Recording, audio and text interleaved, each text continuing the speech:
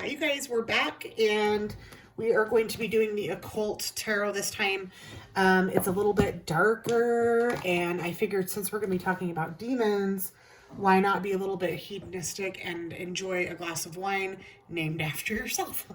But no, literally, this is a really good wine if you have it in your area. So cheers. It's a Sunday evening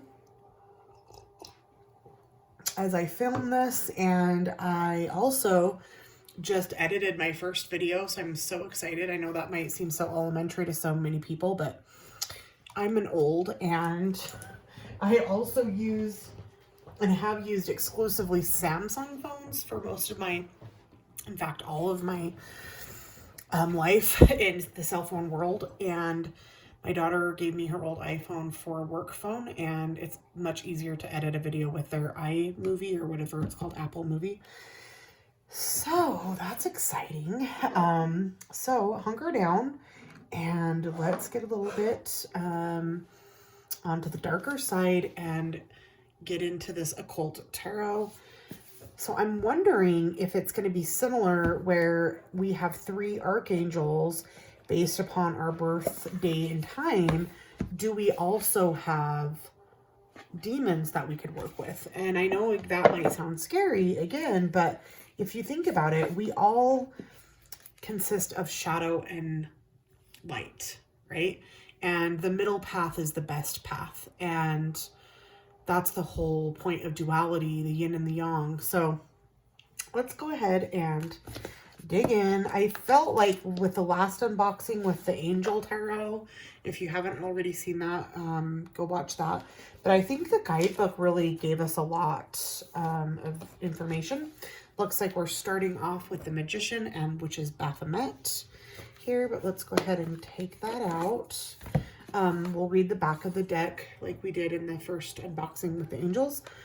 It says, how can we possibly embrace our truest self if we never step into the dark? And I think that that is so true. And I get that it's uncomfortable, because I'll be honest, even as open-minded as I am I am uncomfortable. It's hard to deprogram yourself. And, you know, when you have years and years and years of brainwashing from, you know, the religions and, you know, teachings of the world, which had us always shy away from these sides of things. So I don't take it lightly, but like I said, I'm also not just going to close my eyes and shy away from it because I was told not to, because I know that they don't have our best interest in heart in most things.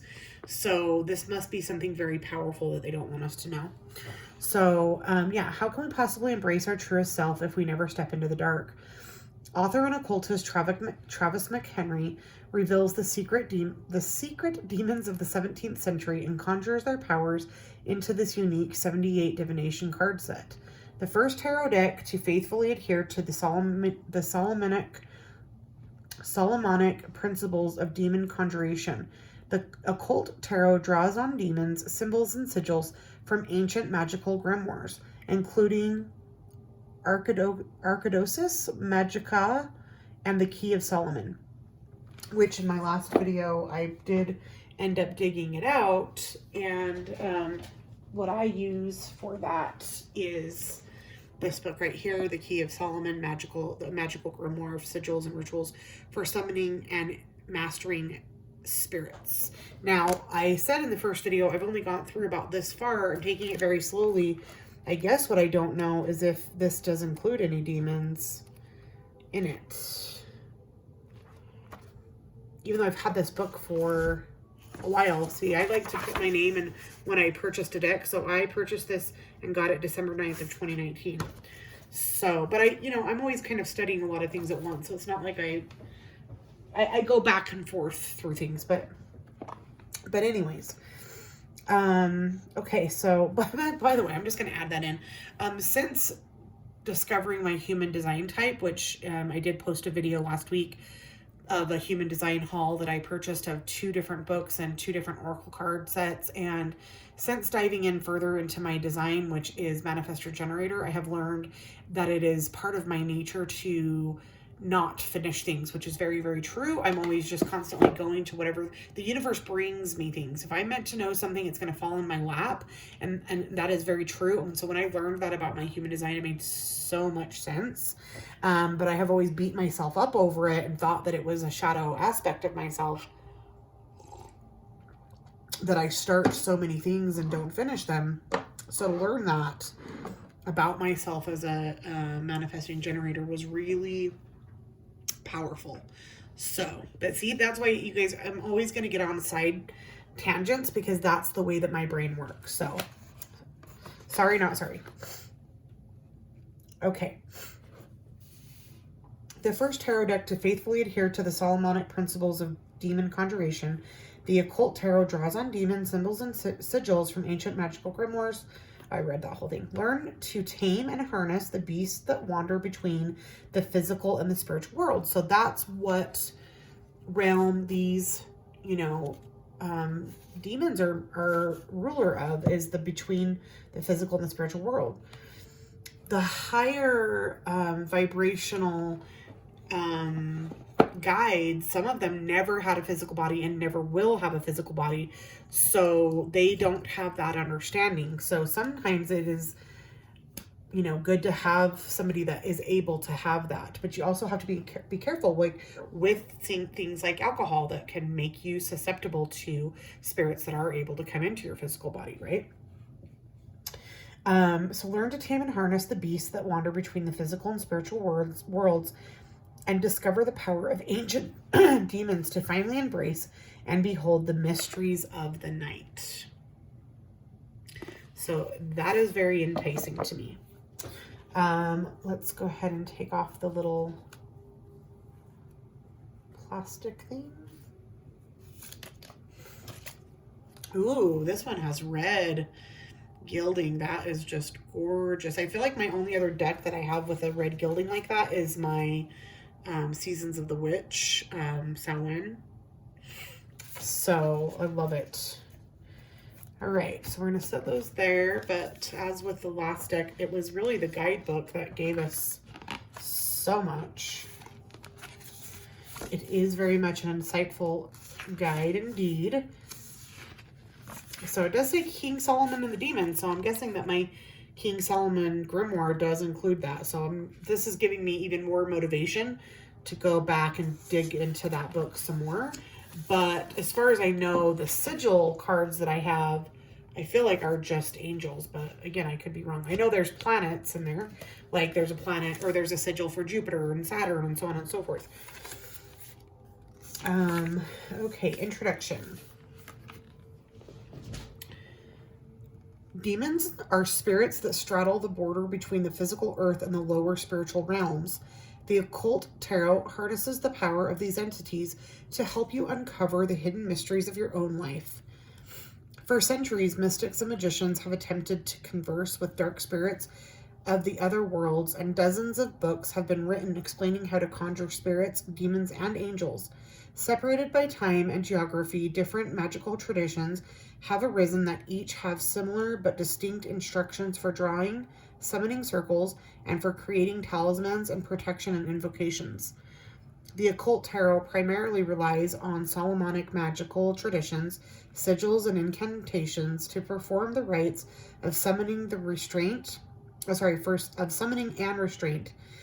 These are the original rites performed by the legendary King Solomon, a leader and mystic of the ancient world who was reportedly the first and most successful conjurer to call forth and control these entities.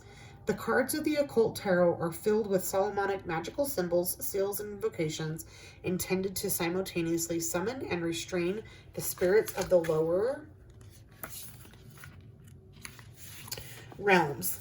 The invocations are activated by the simple act of turning or otherwise moving the cards, similar to the way Tibetan prayer wheels and flags send prayers rippling through the world. So, I'm sure that it said this in the angel deck, but I don't think I read the second page.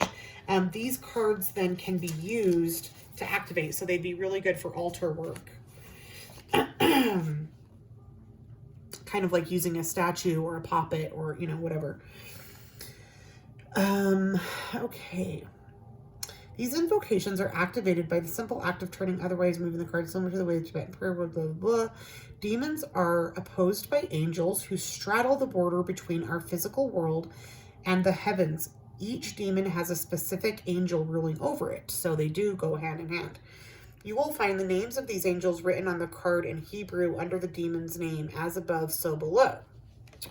So, for instance, with Baphomet, which is the magician, its partner is Valhalla, the angel Valhalla. So that's cool. We'll have to maybe pull some of those out.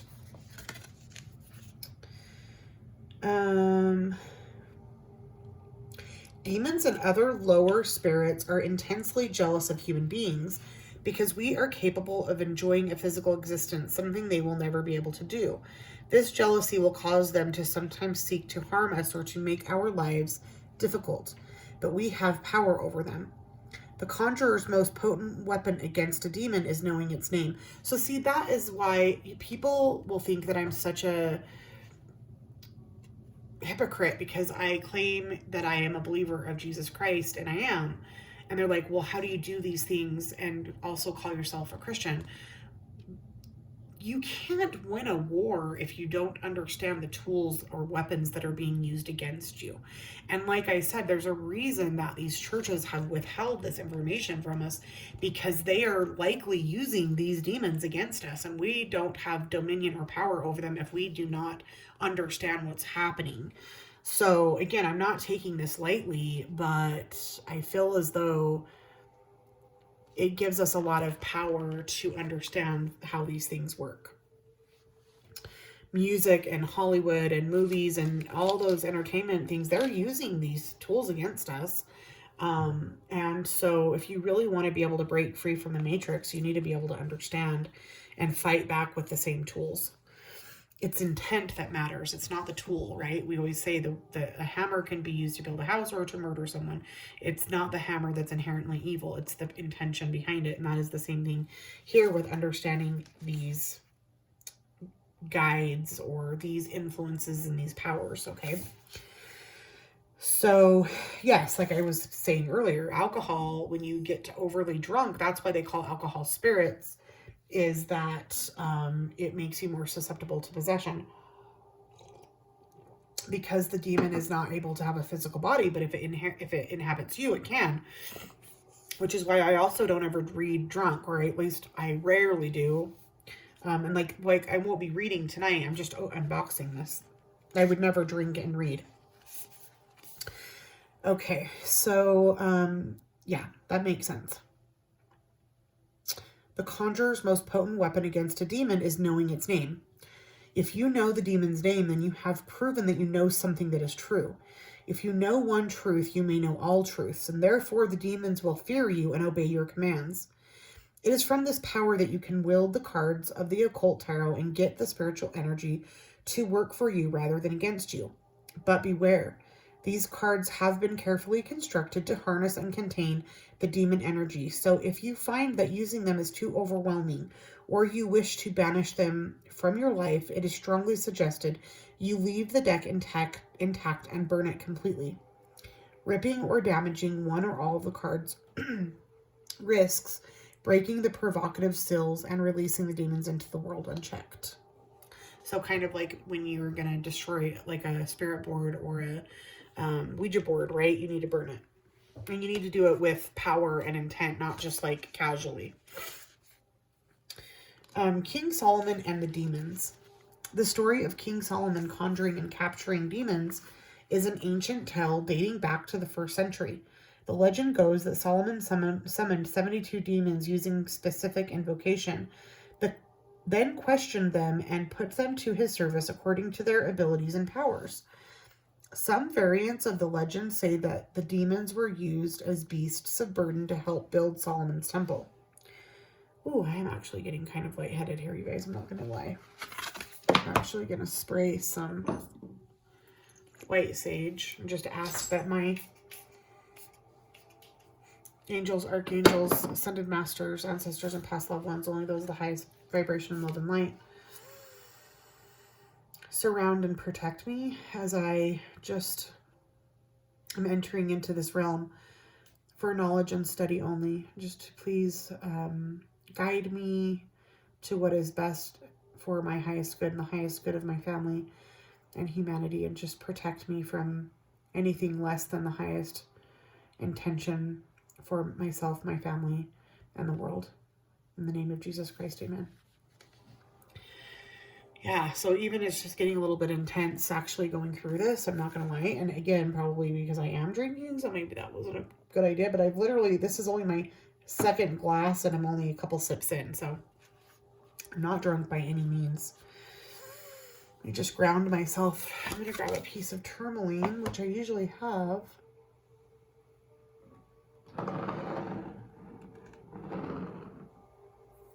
Here, I'll just use this smoky quartz right here to hold in my left hand just to keep my energy grounded as I read. I don't feel bad or scared. It does feel intense. Okay, so when he finished with, okay, wait, let's go back. The legend goes that Solomon summoned 72 demons using specific invocation, then questioned them and put them to his service according to their abilities and powers. Some variants of the legend say that the demons were used as beasts of burden to help build Solomon's temple. When he was finished with the demons, Solomon trapped them in a large brass bottle-like vessel, which to me kind of sounds like the genie, right? The jinn. Then sealed the vessel with a secret sigil that would prevent the demons from escaping. Solomon threw the vessel into a deep lake in Babylon, where it remained until some local treasure seekers found it and broke it open. Of course, this act released the demons into the world. They were then free to torment mankind. According to legend, only the demon Baal chose not to escape into the world, instead entering a graven idol in Babylon. The local people gave him sacrifices and worshipped him as a god. In return, he answered their questions about the past, present, and future. Well, I also find it interesting because, again, my upbringing is Mormon or Latter-day Saint, and the temples and churches and such are built in honor of, or like in the same geometry, architecture as the temple, Solomon's temple. And I think there's other religions that do that as well. So how interesting that they're going to use the blueprint of Solomon's temple, which was built by beasts of burden and demons, and then they're going to like act like they don't use these powers, right? They're just total hypocrites. So yeah. All right, preparation and offerings.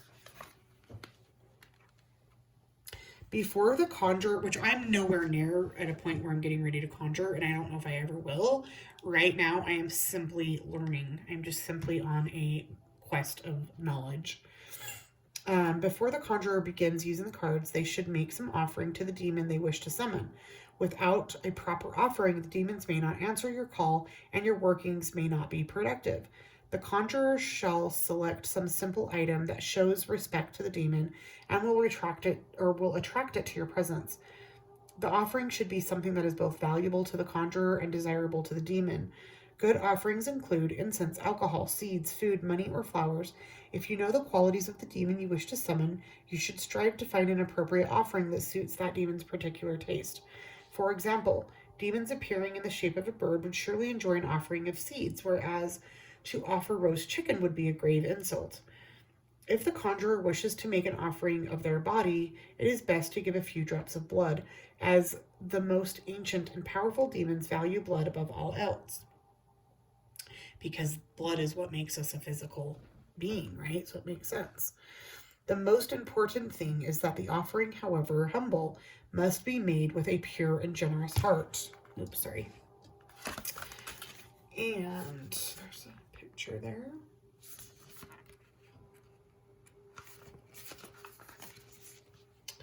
It must be something that the conjurer would rather keep for themselves, but instead giving away. So I remember when I took, what's it called? Transcendental meditation. It's very expensive. And I found a teacher that was willing to take like other donations, but he made it clear. He's like, it has to be something that's of value. You can't just donate like shit that you don't want.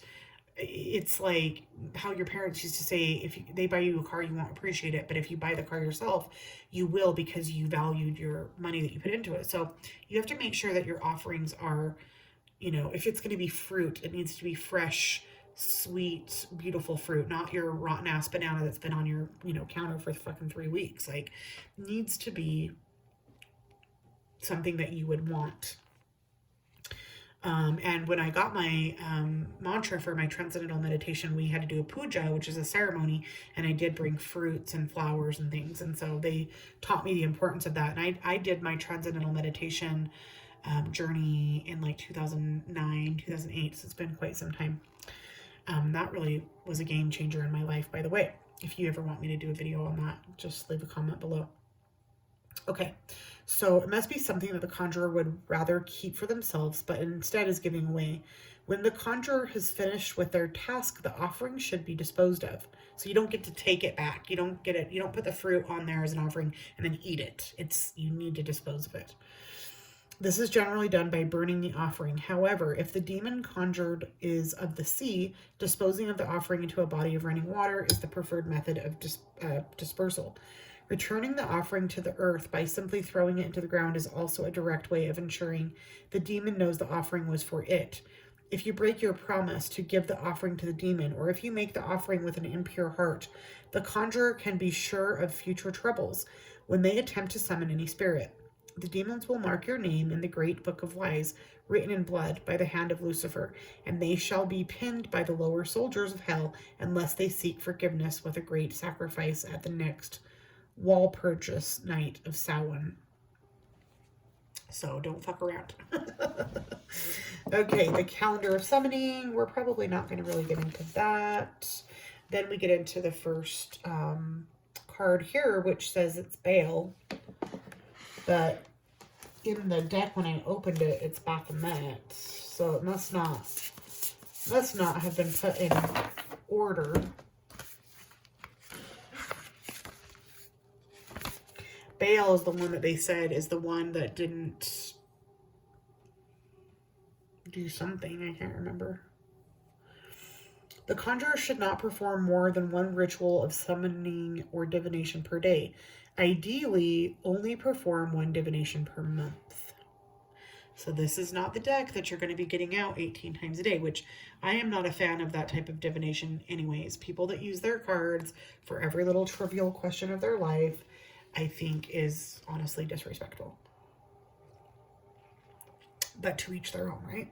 I don't tell people, there's no rules. It's not if you can or can't do something. It's more of what, you know, resonates with you. So meanings of the symbols and words on each card. Oh, okay. So it's just showing us, like I did on the angel card, like where the information is. So it's going to give you the name of the demon. It's going to give you the tarot card correspondence, the Gnostic number, or sorry, the Goetic number. Is that how you say it? Noetic. Maybe it's pronounced like Gnostic, Noetic, because it's G-O-T-I-C, Noetic. The demon's abilities and the demon sigil, the summoning sigil, and the astrological seal or other seal is in the bottom right. Using the occult tarot. To conjure any demon you wish to ask for favors or gain divination of the future, you must use the cards, the occult tarot, which bear the images and the sigils of the 72 demons that great Solomon summoned, as well as their 6 rulers, the grand princes of hell, totaling 78 infernal spirits from the darkest realms. You must then create an infernal circle, see figure 1, in which the demons shall be contained by aligning 5 red candles in a risen crescent formation, with a center candle that's closest to the west being taller than the rest. From the flame of the candles, light some of the sticks of incense and draw with the smoke a circle around the conjurer and the eternal circle. Place the incense in holders on the south and north sides of the circle. Select the card bearing the image and the sigil of the demon you wish to summon. Excuse me. This is called the significator, and place it in the center of the circle and say these words. And I'm not summoning right now, so I'm being clear that I'm just going to repeat these words. I'm not invoking. I call upon you, unholy hosts of hell, to come before me as I summon you to my presence. The 7th gate has been opened, and within this infernal circle, you are safe to appear and do the work of your office. And again, I am not invoking those words, and I cancel and clear that out. Place your offering in a metal dish reserved for the special purpose of doing commerce with the demon into the infernal circle at the northwest point and say the words. Again, I'm just being clear. I'm not invoking the spirit. I'm simply repeating for, the purpose of this video. I do not claim this energy. I here present the choicest offering I could find you, and any demons that might come with you. Accept it as a sign of respect and adoration of you and your king. And I clear that now. Okay, while gazing upon the image of the demon, shuffle your cards, letting your mind drift over the image and pondering the nature of the demon. Divide the deck into 3 piles and shuffle together again, gazing upon the center candle and letting your mind go blank while shuffling. Again, divide the deck into 3 piles and shuffle together, this time pondering upon what you intend to ask. Divide the deck into 3 piles a 3rd time, then stack the piles. You are now adequately prepared to question the demons. And there's the figure of how you would set up the circle, which, I will probably never do. I guess I'll have to report back. My main intent is to use this deck for study purposes, not conjuring. I am literally nowhere near a point that I would feel comfortable with that. Questioning the demons too, but I am getting some good information here that you could just use with your cards, so keep that in mind as well. Questioning the demons. To begin your questioning, you will be layering your cards in a version of the traditional Celtic cross tarot spread. Lay the first card over the significator demon in the circle. This shows the demon that shall be your guide during the reading. Lay the second card across the first. This shows the demon that shall challenge you in the future. And it just goes forth. So this, would be similar to Celtic Cross, but it shows you the importance if you do use a spread like that. Okay, then it gets into some of the meanings. So the 6 rulers of hell, like it talked about, which the first one is Aziel. Aziel teaches astrology, logic, rhetoric, philosophy, palm reading, and divination by fire. Resonates with the Ace of Wands in the traditional tarot. So let's do, there's the tourmaline that I was looking for.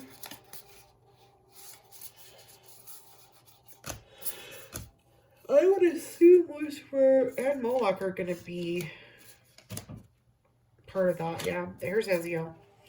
Aziel is the Ace of Wands. There's its name in Hebrew. Teaches holy secrets, instructs how to make weapons, and the art of seduction.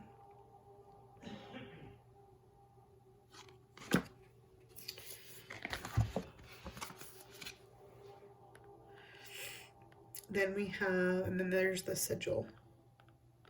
Then we have Baphomet, which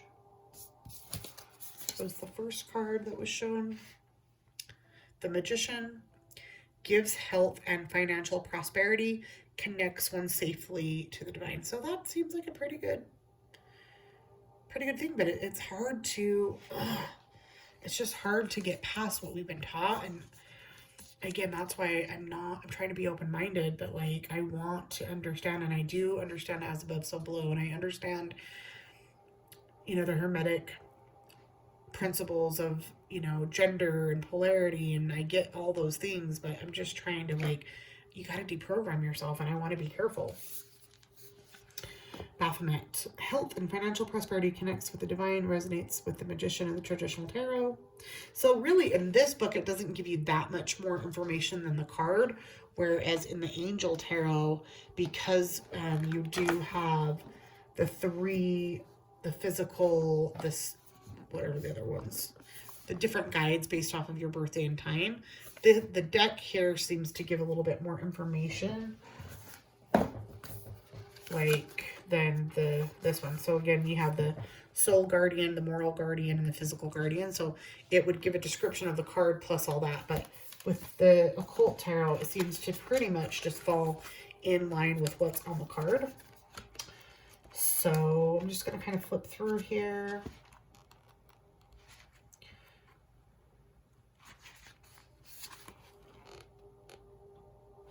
he's definitely giving off a little bit of, what's the name of the guy that was the founder of the Church of Satan? Anthony, what was his name? From the 60s? What the hell is it? Oh my shit, I left my other phone out there in the kitchen. He definitely reminds me of that guy. Wow. I mean, maybe it's just the bald head, but... So, yeah, you guys, I don't know what to think. You know, if you guys think I'm fucking up, I guess you can let me know in the comments. As long as you're somebody that really is a studier of the occult and tarot and not just some born-again Christian. Look at how cute Beelzebub is. Beelzebub is the moon and makes manifest the apparitions of demons, sets demons upon men to destroy them with vices. So that one I thought looked really cute, but sounds way scarier, where Baphomet looks way scarier, and we see Baphomet portrayed more scary, but actually seems like a deity that might be decent, right? So let's just kind of go through here. Lucifer is the death card and provides liberation and illumination, incites jealousy and envy. Moloch, which I do not care for, is the real devil and makes one worse off than ever before, tricks mortals into being bound, and accepts child sacrifice. So this is the one that is a hell no for me. And when we think of Luciferians and the Satanists, this is who I actually think of as the people that are doing child sacrifice, which is like a fuck no, which is again part of the reason that I want to study these things, because I want to learn how to fight them. What I didn't see though is which symbol, which sigil is this, because in the angel deck it told us what's on the back of the card, but on this one I don't think it does.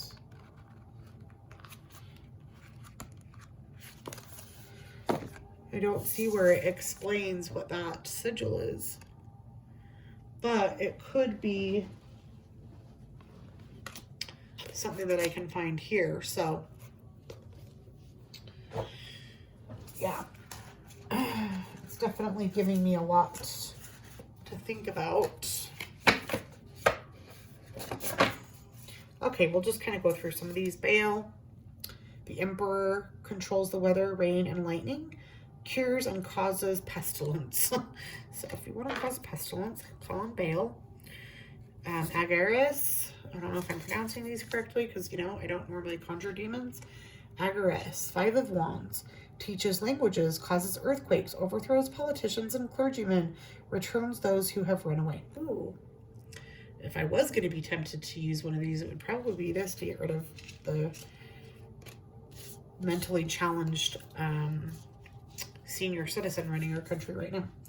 Okay, the Tower, Visago, promoter of discord, war, arguments, and falsehood, gives generous responses. Well, that's giving very much tower vibes, Tower of Babel, right? Oh, and it is the tower. Indeed. Indeed. Gamagan, 3 of Pentacles, teaches all liberal sciences, gives an account of souls that died in sin. Lucifuge Rofocale, gives all worldly power and treasures, makes one rich quickly. See, these ones would be tempting to use before you're ready, so don't fall for it unless you're ready for those ramifications. Gives very much be careful what you wish for vibes, right? 10 of Wands is Marabus. Causes and cures disease, tells secrets and things hidden, can make one shapeshift. Let's just get another look at that. Beautiful red gilding. If you're familiar with this deck and you have something to add, please let me know down below, as long as you're willing to be respectful. 4 of Pentacles, Valifor. Tempts thieves to steal, serves them as an excellent familiar. Ammon, 2 of Pentacles. Reveals the past and the future, reconciles friends and enemies. So that one might come in handy. That one looks kind of cute. Kind of furry, right? Barbados, 10 of Pentacles. understands the tongues of animals, uncovers treasures hidden by magicians, reconciles friends and enemies as well. Pomone. Sounds like the Disney. Isn't there a Pomone in Lion King? Or what was his name? I swear to God, it's Pomone. Queen of Wands. Teaches arts and sciences, tells anything one desires to know, gives dignities, can make any man subject to one's demands, gives good familiars. So yeah, some of these don't sound half bad. Ace of Cups, Buer. Teaches philosophy and the use of herbs, heals all diseases and disorders, and brings good familiars. Like that one, like there's like nothing, that doesn't sound bad at all. Like I love Ace of Cups. Three of Cups, Gushun. Reconciles friends, tells of the past, present, and future, gives dignities and honors. Citri. Ace of Swords. Inflames men with women's love and women with men's love. Causes them to show themselves naked if desired. This is one I need to keep for my clients. I would literally never do a love spell, you guys. Like, why would you want to trick somebody into being in love with you?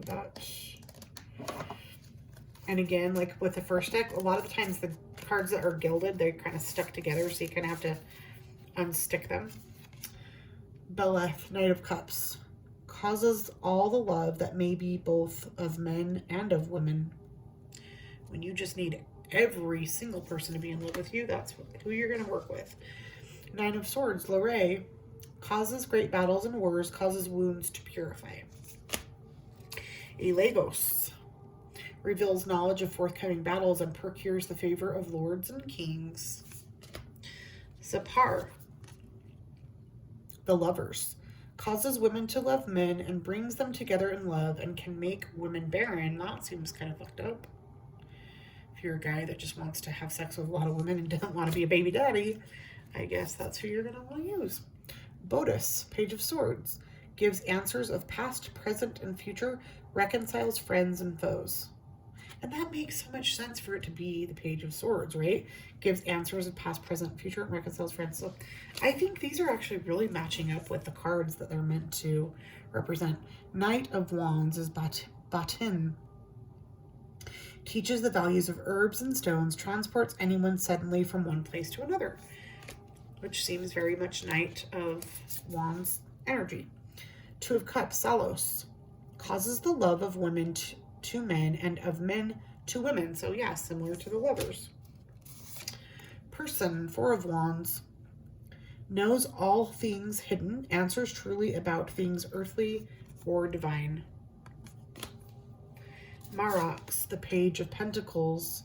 Teaches astronomy and liberal science, knows the virtues of precious stones and herbs, gives good familiars. Love most of these, you guys. Two of Wands, Ipos. Tells of the past and the future, can make one intelligent and bold. I'm going to find one that has a corresponding angel and we'll look up their angel. Aim, Five of Cups. Well, Five of Cups is kind of a hard card, so let's see here. Reveals secrets and increases one's intellect, spreads destruction by fire. So that makes sense because Five of Cups can be hard.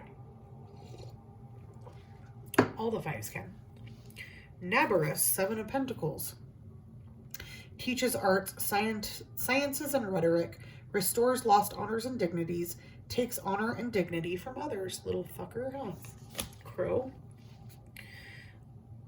Glacia Labolas. Glacia Labolas, Seven of Wands. Causes murder and bloodshed, tells of things to come, causes the love of friends or enemies, can make one invisible. I'll pass on that one. Boon, the Sun.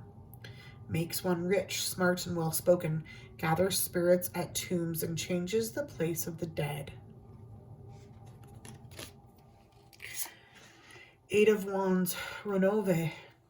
Teaches rhetoric very well, gives faithful servants favor of friends and foes and knowledge of languages. King of Pentacles is Berith. turns any metal into gold, gives one high offices and titles, answers questions about past, present, and future. Trough, justice. Tell how the angels fell, reveals the past, present, and future, teaches the liberal sciences. Six of Cups. Teaches rhetoric and languages, gives one a good reputation, makes one beloved by friends and foes. I feel like I'm pretty good at rhetoric, so maybe I'm working with some of these. Fornius. For us, Nine of Cups. Teaches logic, ethics, and the value of herbs and stones, can make one invisible, helps one to be intelligent and long-lived, can recover lost items and find treasures. That's a good one, because I've been wanting to learn horary astrology, and I have been studying it, but again, I just have too many things that I'm studying. King of Wands, Asmodeus. Makes men fly into passionate rage and desires. Better be fucking King of Wands. Very much Aries, right? Makes men fly into passionate rage and desire, destroys the happiness of married couples, wastes the beauty of virgins, reveals the future. The Star, which is Gap, can cause love or hate, can make one ignorant or without sense, delivers familiars from other magicians, and can move from one place to another. So he's very mischievous. Ten of Cups, Furfur. Creates love between man and woman, creates thunder and great storms, gives answers on divine secrets. I kind of like that one. And I love the Ten of Cups. Nine of Wands, Marcosius. A strong and faithful fighter, follow all commands and answers all questions. Page of Cups, Stolos. Teaches astronomy and the values of herbs and precious stones. That's a good one. Look at the little owl. Very much sword and stone vibes on that one. Queen of Cups is Phoenix. Oh, interesting. That's how you really spell Phoenix. Teaches all sciences, performs wonderful poetry, follows all requests with excellence. So yeah, that might be a good one to work with. Two of Swords, Hierophant. Builds towers and provides weapons and ammunition. Sends soldiers to appointed places. Malpheus. Ten of Swords. Builds houses and high towers, destroys an enemy's thoughts and desires and all that they have built, gives good familiars. Realm, Three of Swords. Steals treasures from kings, destroys cities and dignities of men, tells things past, present, and future, causes love between friends and foes. Stealing treasures gives me more Seven of Swords vibes, but Eight of Swords is full folklore. Kills by drowning and can sink ships. Controls the seas and the winds. Will spare any life by request. Well, I do request my life and my family's lives to be spared. Eight of Cups, Vapar. Guide of the waters, can make storms and rough seas, causes men to die in 3 days of putrid wounds. It's very much the Kraken. Five of Swords, which is Sabdak. Builds high towers, castles, and cities. Afflicts men of many days with wounds full of rot maggots. Oh, thank you. Four of Cups, Shocks. Steals or fetches anything requested, including money and horses. Reveals secret things. Brings questionable familiars. Well, if you want to work with a shady-ass familiar, that's your dude. Strength, which is Vine. Builds towers or destroys stone walls, causes rough waters, and finds witches. The Hanged Man is Bifrons. Teaches natural and planetary sciences, lights corpse lights above graves, and moves bodies so the souls may be stolen. I don't know about that one. Three of Wands, you all. Procures the love of a woman, tells of things past, present, and future, builds love between friends and enemies. The Queen of Pentacles would be Hagenti.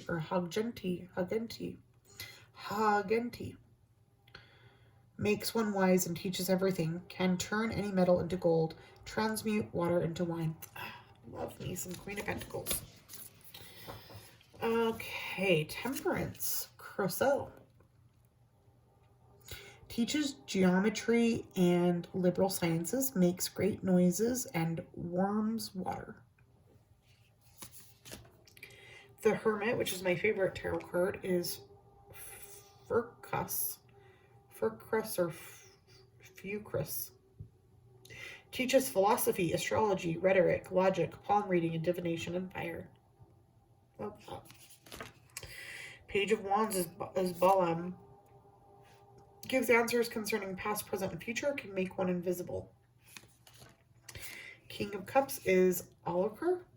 Teaches astronomy and liberal arts. Brings good familiars. The Fool is Cameo. Gives understanding of animals and the voice of the waters. Answers to things to come. Okay, so this one does show an angel, which is Cam. So let's grab our book here. Okay, so I swear I just went through that entire deck and could not find that card, so maybe I'm wrong and that isn't an angel, but we will find one that matches up. Okay, Six of Wands is Murmur. Teaches philosophy perfectly. Brings souls back from the dead to answer questions. Three of Pentacles is Ouroboros. Answers questions about the past, present, and future. Gives dignities, grants the favor of friends and foes, faithful servant. He seems like a good guy. The Empress is Grimory. Procures the love of a woman of any age. Tells where treasures are hidden. Tells of the past, present, and future. Seven of Cups is Os.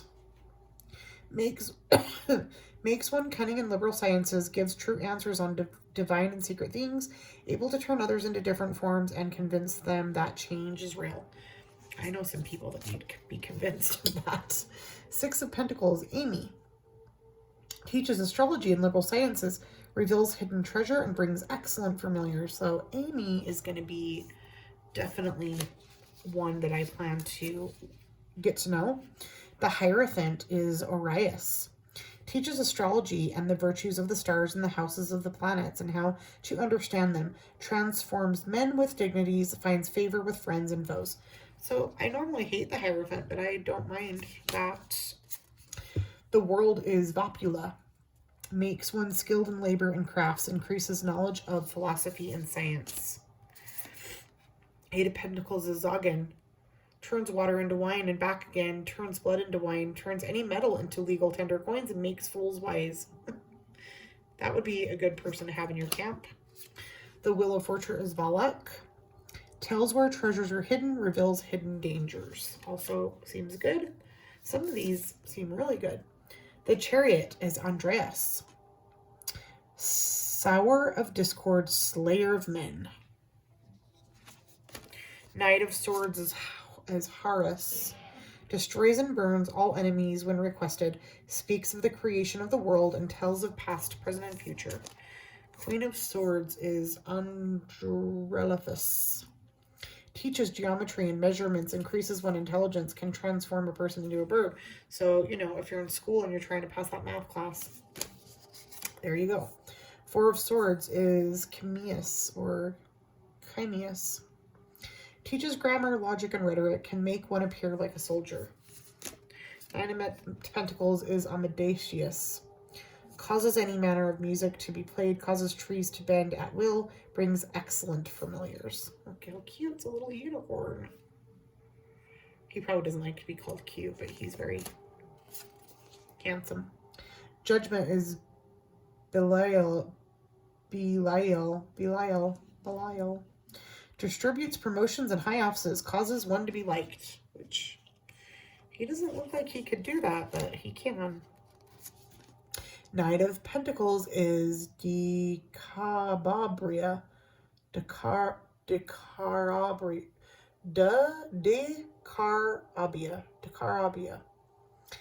Teaches the virtues of herbs and stones, makes birds appear and behave as though tame. Six of Swords is the Seer.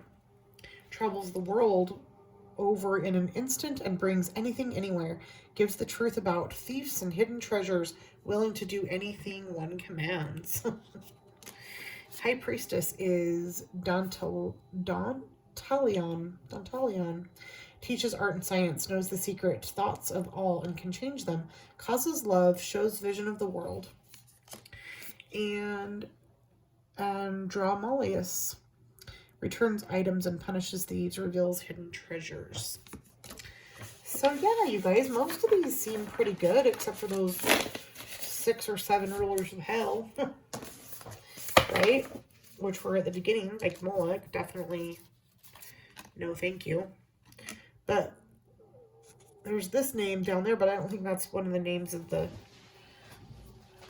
angels. I'm trying to find one that was. Like, I think this one is. Vala, I remember seeing. Vala.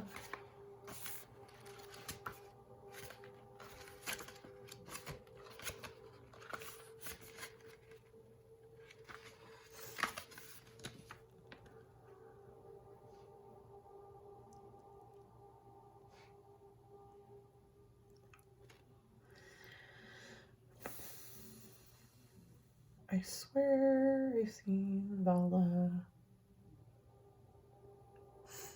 Vehulia.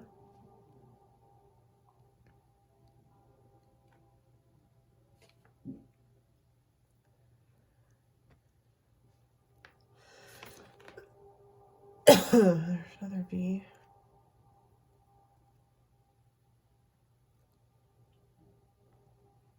I don't know.